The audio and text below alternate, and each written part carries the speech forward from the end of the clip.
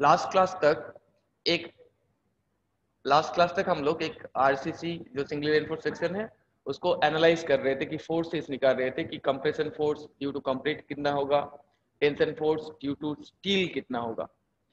तो यहाँ पे क्या आएगा, कंप्रेशन फोर्स आएगा ड्यू टू कंक्रीट, और यहाँ पे क्या आएगा, tensile force due to steel. Okay, तो इसी दो वैल्यू को हम लोग निकाल रहे थे। अभी ये स्ट्रेस एंड फोर्स एक साथ ड्रॉ कर दिया फोर्सेस। तो यहाँ पे सी यू क्या था, ultimate compressive strength, compressive strength, ultimate compressive force या power strength due to concrete, right. कौन दे रहा है ये, कंक्रीट। तो इसका वैल्यू हम लोग निकाल रहे थे। तो सी यू को हम लोग क्या किए थे, दो हिस्सों में डिवाइड कर दिए थे। एक था क्या, C1, दूसरा था C2। तो C1 क्या था, compression force due to that rectangular stress block. C2 क्या था, a compressive force due to parabolic stress block. अभी तुम लोग म्यूट कर लो। नाउ हम लोग TU क्या था, ए था ultimate tensile strength of steel. तो इसका वैल्यू क्या था, फोर्स चाहिए। तो फोर्स क्या है, स्ट्रेस इंटू एरिया। तो स्टील के लिए स्ट्रेस कितना है, design stress 0.87 FY into area. यहाँ पे जो रेनफोर्समेंट मान लो हम लोगों ने दिया है, ए इसका एरिया अगर AST है, एरिया ऑफ टेंसाइल रेनफोर्समेंट, तो AST। नाउ AST क्या है, that AST is area of tensile reinforcement।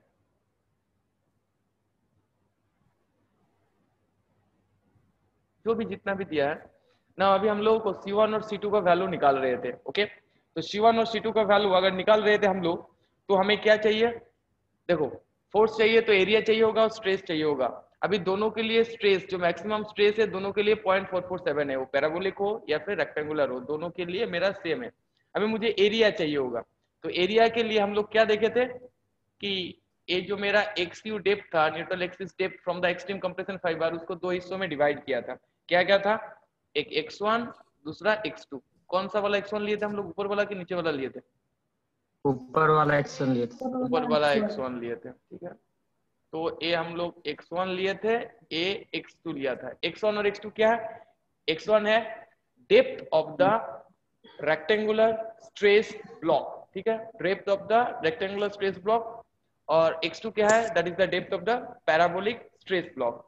अभी हम लोगों को X1 और X2 का वैल्यू मिल चुका था इन दोनों सिमिलर ट्राइंगल से। स्ट्रेन का जो मेरा सिमिलर ट्राइंगल्स है, इन दोनों सिमिलर ट्राइंगल से हमें X2 और X1 का वैल्यू मिल चुका था, राइट। तो X2 का वैल्यू कितना था, फिर भी एक बार देख लेते हैं। मान लो कि ये जो छोटा वाला ट्राइंगल इन दोनों से, अच्छा नहीं लिखते हैं, तो X2 का वैल्यू था 4/7 XU। X1 का वैल्यू कितना आया था, 3/7 XU।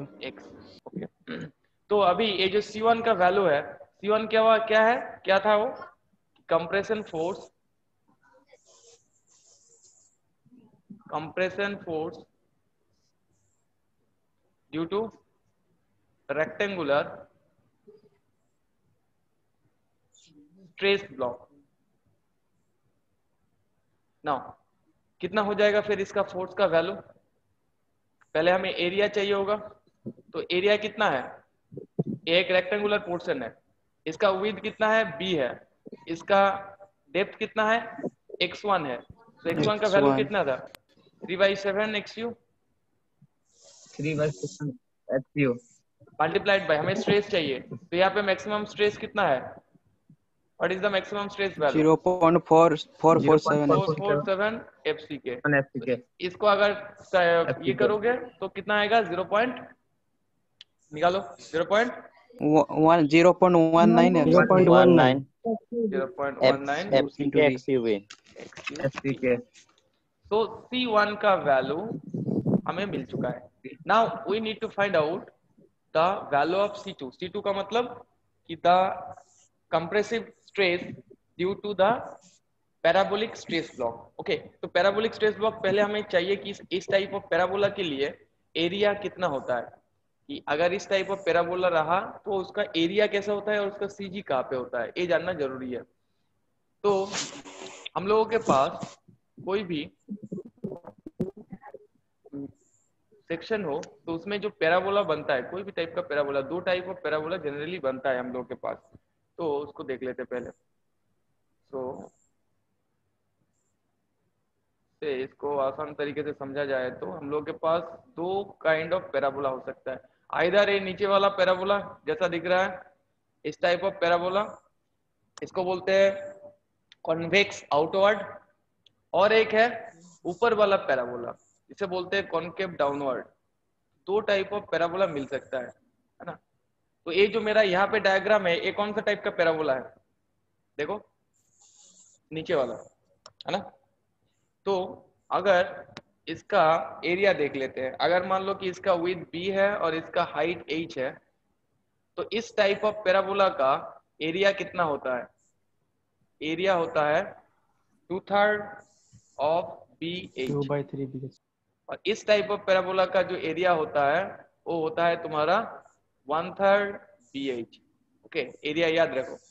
दूसरा चीज हमें चाहिए कि इन दोनों का CG कहाँ पे होगा, तो CG कहाँ पे होता है, जो नीचे वाला पैराबोला है ना, इसका CG अगर हम लोग इस साइड से नापेंगे, इस साइड से नापेंगे, तो इसका वैल्यू होता है 3/8B, 3/8B। और इस साइड से अगर नापेंगे इसका CG, ये तो टोटल तो मेरा B है, इस साइड से अगर CG नापेंगे तो होगा 5/8B। ओके ना, इस टाइप ऑफ पैराबोला अगर रहा तो इसके लिए तुम्हारा जो CG होता है नियर अबाउट इस फेस से अगर नापेंगे तो होता है 1/4 ऑफ B, और इस साइड से अगर नापेंगे तो होता है हम लोगों का क्या होता है 3/4।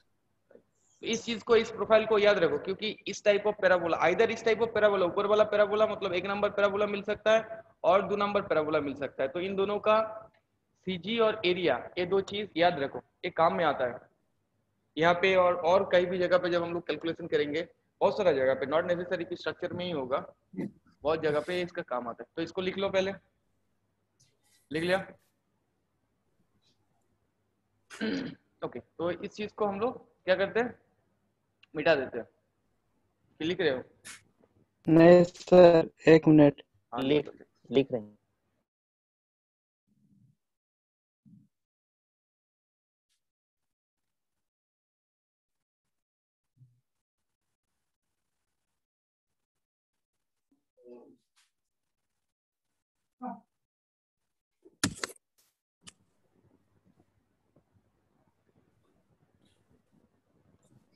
हो गया तो बताना। हाँ, हो गया। सब लोगों का हो गया।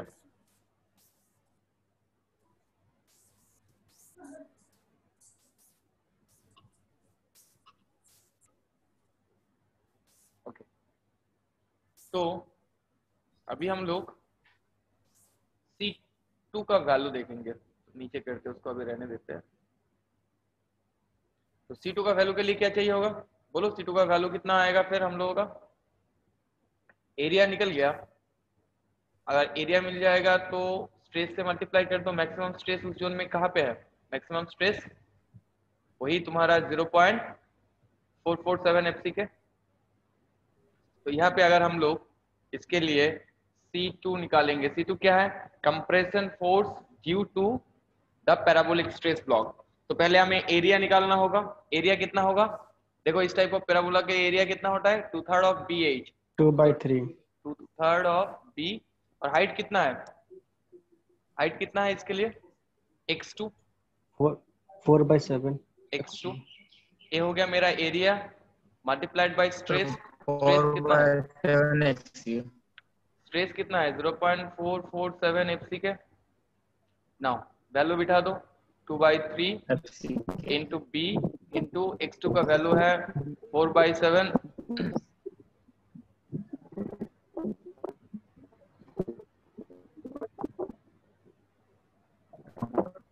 म्यूट कर लो किसी का आवाज आ रहा है।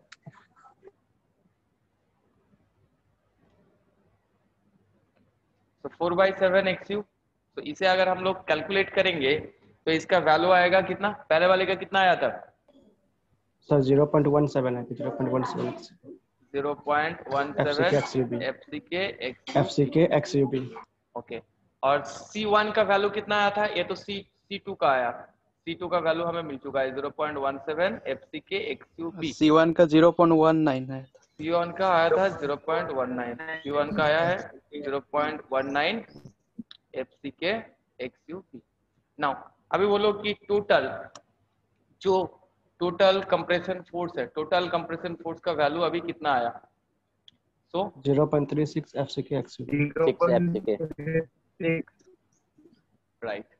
तो अभी देखेंगे हम लोग कि टोटल 0.36 FCK XUB। टोटल और अल्टीमेट कंप्रेशन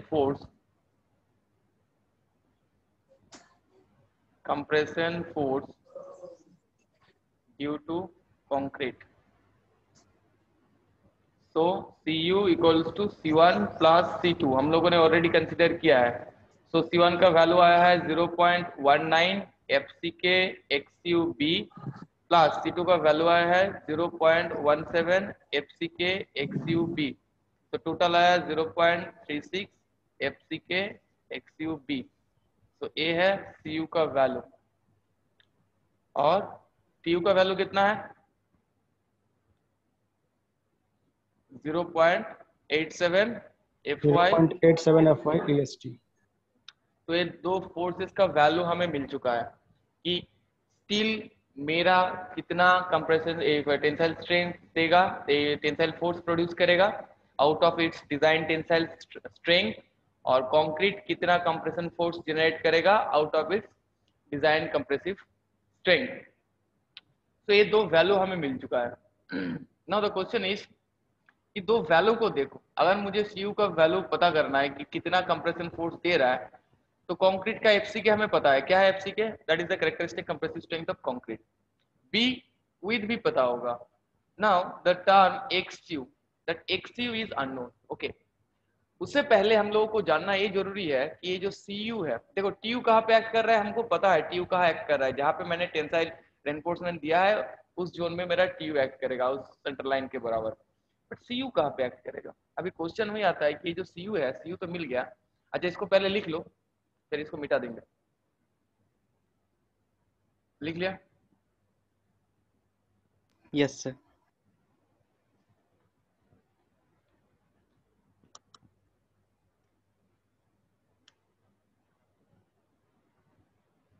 तो अच्छा, इससे पहले सुन लो कि यहाँ से क्वेश्चन कैसे घुमाता है गेट वगैरह में, इसको थोड़ा मिटा देते हैं ना। तो वो लोग क्या बोलता है, क्वेश्चन में बोल देगा कि एक बीम है, उसका विड्थ इतना है, मैक्सिमम न्यूट्रल एक्सिस डेप्थ भी दे देगा कि XU कितना है, B कितना है, सब बोल देगा। अभी बोलेगा कि you have to consider the maximum stress of concrete as 0.67 FCK, not 0.447 FCK, या फिर बोल देगा कि FCK है। तो अगर कंक्रीट का डिजाइन स्ट्रेस को ये लोग चेंज कर दिया, मतलब क्या होगा, मेरा जो ये पूरा 0.36 FCK XUB है, इस फॉर्मूला को मैं यूज नहीं कर पाऊंगा। तो तुम लोगों को कैलकुलेट करके देखना होगा, सिमिलर यही फॉर्मूला से देख लो कि तुम्हारा कितना आता है, उसके बाद वैल्यू बिठा दो। समझे कैसे घुमाता है क्वेश्चन को? यही पैराबोलिक स्ट्रेस ब्लॉक नहीं देगा, तुम्हें बोल देगा कि जैसे कि उसको थोड़ा और घुमाएगा कि do not use any kind of factor of safety for concrete and calculate the compression force due to concrete for a beam. उसका विड्थ दे देगा, उसका XU का वैल्यू दे देगा, उसका कंक्रीट का वैल्यू दे देगा। अच्छा, एक प्रॉब्लम करा देंगे बाद में, अभी यहाँ से समझ लो। तो फिर हम लोगों को फिर से इस स्ट्रेस प्रोफाइल और स्ट्रेन प्रोफाइल को ड्रॉ करके उसका कितना वैल्यू आएगा उसको निकालना होगा। हालांकि ये 2 मिनट का काम है, निकाल सकते हैं, कॉन्सेप्ट क्लियर होना चाहिए बस। तो अभी हम लोग आते हैं कि ये जो एक्ट कहाँ पे कर रहा है, तो एक्ट कहाँ पे कर रहा है उसके लिए इस प्रोफाइल को फिर से ड्रॉ करते हैं। जो हम लोगों के पास स्ट्रेस प्रोफाइल था और फोर्सेस का प्रोफाइल था, ये मेरा न्यूट्रल एक्सिस है,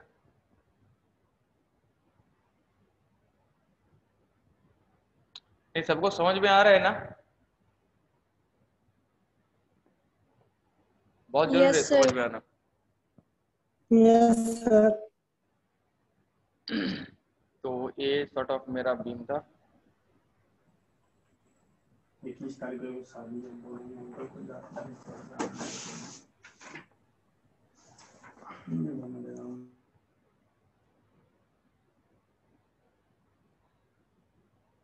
और इसका स्ट्रेस प्रोफाइल जो है उसको बढ़ा करके थोड़ा ड्रॉ करना होगा। थोड़ा बस स्ट्रेस प्रोफाइल ही ड्रॉ कर लेते हैं और जगह कम बचेगा। पैरानेटोलेक्स स्ट्रेस प्रोफाइल को ही बस ड्रॉ करते हैं।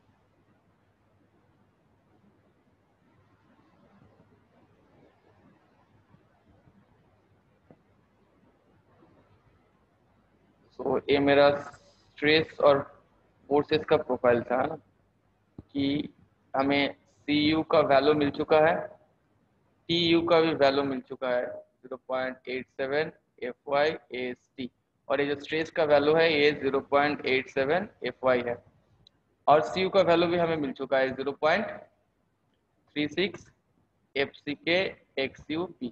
और क्या मिला है कि हमें C1 और C2 दो फोर्सेस हमें मिला कि नहीं मिला, कि एक C1 को क्या माना था कि द फोर्स ड्यू टू, बोलो क्या था वो? एक था रेक्टेंगुलर स्ट्रेस ब्लॉक के लिए, दूसरा था पैराबोलिक स्ट्रेस ब्लॉक के लिए, स्ट्रेस ब्लॉक। और एक था पैराबोलिक के लिए। रेक्टेंगुलर होगा। एक रेक्टेंगुलर था, एक पैराबोलिक था, है ना। अभी हम लोगों को पता करना है कि ये जो CU एक्ट कहाँ पे करेगा, फ्रॉम वायर कहाँ पे, यहाँ पे करेगा, ऊपर की तरफ करेगा, नीचे की तरफ करेगा, मतलब वी नीड सर्टेन डिस्टेंस, तभी जाके हम लोग लीवर आर्म डिस्टेंस को निकाल सकते हैं कि C कहाँ पे एक्ट हो रहा है, ये जानना बहुत जरूरी है। क्योंकि CU जो मिल रहा है मुझे दो फोर्सेस के कारण मिल रहा है, एक C1, दूसरा है तुम्हारा C2, राइट। तो C1 बोलो कि C1 क्या था मेरा, C1 था force due two rectangular stress block. अभी बोलो कि C1 कहाँ पे एक्ट करेगा, C1 का वैल्यू भी हमें मिल चुका है, इसे C1 का वैल्यू भी हम लोग लिख लेते हैं। क्या था C1 का value? 0.19 FCK XUB। 0.19 FCK XUP। Okay, C1 का वैल्यू था 0.19 FCK XUP। और C2 कहाँ पे एक्ट करेगा? तो C1 कहाँ पे एक्ट करेगा, पहले बताओ कि C1 कहाँ पे एक्ट करेगा। मेरा अगर एक रेक्टेंगुलर ब्लॉक है तो रेक्टेंगुलर ब्लॉक में रिजल्टेंट फोर्स कहाँ पे एक्ट करता है, उसका थ्रू CG। ये तो as simple as that, x1/2 पे सर। तो CG पे एक्ट करेगा। तो यहाँ पे अगर मेरा डिस्टेंस ये x1 है और ए वाला डिस्टेंस अगर x2 है, तो C1 कहाँ पे एक्ट करेगा, x1/2 पे एक्ट करेगा। x1/2। अच्छा, अभी C2 कहाँ पे एक्ट करेगा? X1 पे। C2 कहाँ पे एक्ट करेगा? C2 ये जो पैराबोला है, इस पैराबोला का CG पे एक्ट करेगा। अभी देखना होगा CG कहाँ पे होगा, यस तो ये भी इसके CG पे एक्ट करेगा। C2 का वैल्यू कितना था, 0.17 FCK XUP।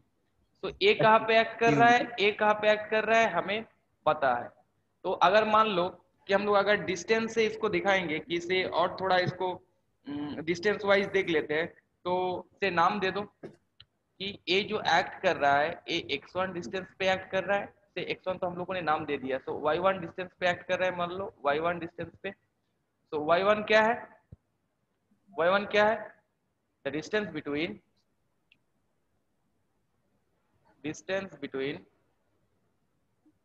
Extreme fibre to the CG compression, of extreme कौन सा फाइबर ले रहे हो, कंप्रेशन फाइबर, इधर तो टेंसाइल फाइबर भी है, compression fibre to the line of action of C1 force, right. ये y1 जो डिस्टेंस लिया मैंने वो क्या है, एक्सट्रीम कंप्रेशन फाइबर से C1 जहां पे एक्ट कर रहा है उसका लाइन ऑफ डिस्टेंस। तो इसका वैल्यू कितना होगा, फिर कहां पे एक्ट कर रहा है, x1/2 पे, x/2। x1/2 पे एक्ट कर रहा है, मतलब हाफ ऑफ x1 का वैल्यू कितना था, 3/7 XU। नाउ से मान लो कि हम लोग यहाँ पे और एक डिस्टेंस लिया y2, यहाँ से लेके यहाँ तक y2। तो y2 डिस्टेंस क्या है, it is the distance the distance between extreme compression fiber to the line of action of C2 force. Clear? अभी देखना होगा कि जो y2 का वैल्यू है वो कितना होगा। तो अभी बताओ कि अभी अभी हम लोग देखें कि इस टाइप ऑफ अगर पैराबोला है मेरे पास, अगर इस टाइप ऑफ पैराबोला है तो ऊपर के साइड से, इस साइड से जो सीजी डिस्टेंस होता है वो कहाँ पे वो सीजी डिस्टेंस आता है?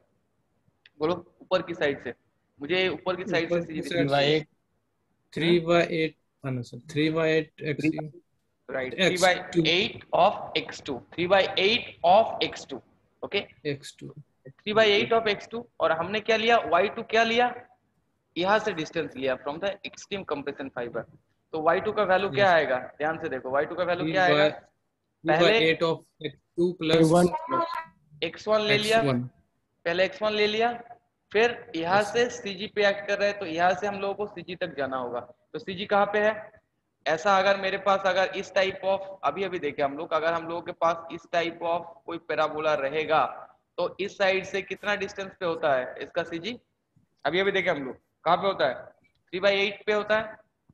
yes 3/8 अगर BAB है तो यहाँ पे क्या हो जाएगा, 3/8 ऑफ 3/8 x2। x2 तो इसको सिंप्लीफाई करो, x1 का वैल्यू x2 कितना है, x1 का वैल्यू 3/7 था, 3/7 xu plus 3/8 of 3 by 4/7 4/7 xu x2 मिला, दोनों का मिला। अभी हमें चाहिए कि ये जो Cu कहाँ पे एक्ट कर रहा है, अभी ध्यान से देखो, Cu कहाँ पे एक्ट कर रहा है, इसका डिस्टेंस हमें चाहिए। तो मान लो कि ये जो Cu एक्ट कर रहा है तुम्हारा एक्सट्रीम कंप्रेशन फाइबर से y बार डिस्टेंस पे, से y बार डिस्टेंस पे from extreme compression fibre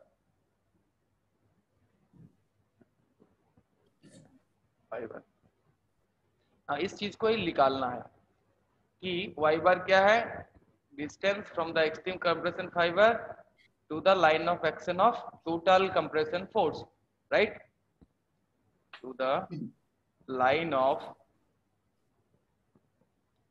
action of total compression force, और Cu लिख सकते हो ना। इस y बार को हमें निकालना है। अब बोलो कि y बार को निकालेंगे कैसे, बोलो। सिंपल सीजी का फॉर्मूला यूज करके CU y बार equal to C1 y1 plus moment C2 y। Equilibrium लगाएंगे, सिंपल, सीजी का फॉर्मूला बोल के कोई फॉर्मूला नहीं है, मोमेंट इक्विलिब्रियम लगाएंगे, हो गया, किसी भी एक पॉइंट पे मोमेंट इक्विलिब्रियम लगाएंगे। मतलब क्या है, अच्छा इस तक लिख लो पहले, आगे का आगे लिखो पहले, उसके बाद स्टेप बाय स्टेप आएंगे।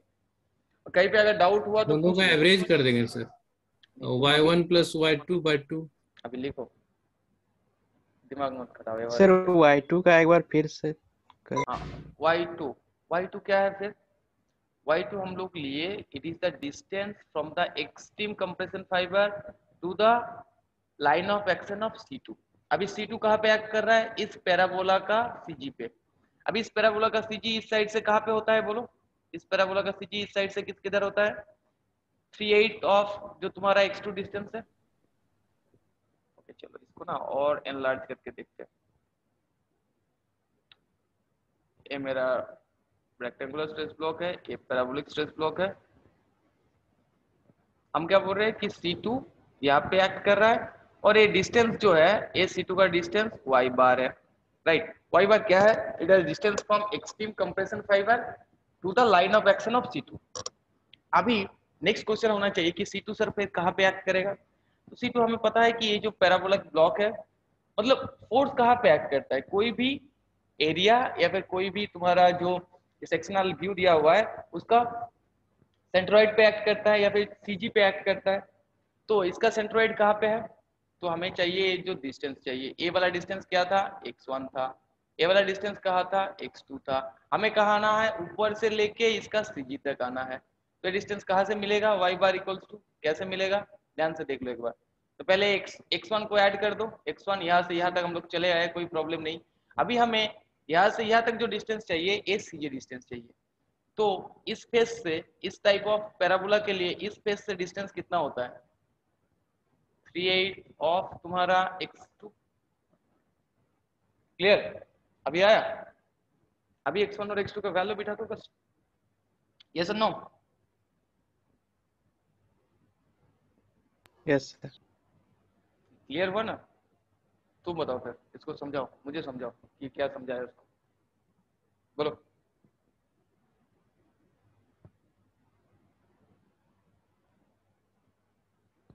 बोलो।